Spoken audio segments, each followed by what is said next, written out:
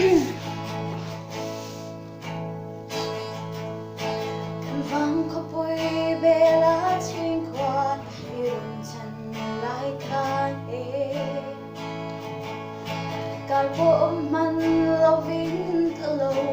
Mga iring che amo Mà sẽ choan chua vang kia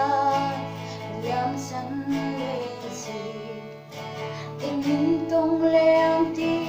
Dalam tiang ro Tuổi har dong ngay ka di Sa mel mo'y datin Mga dating ngay amin tirvayan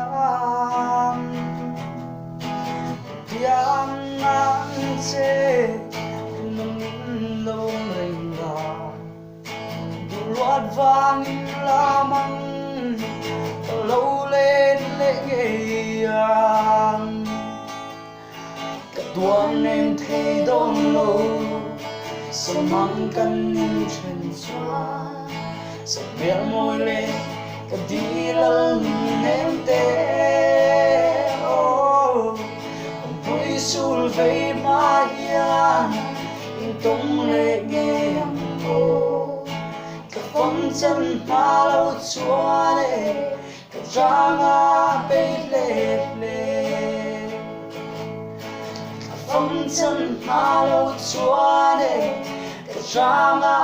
bê lệ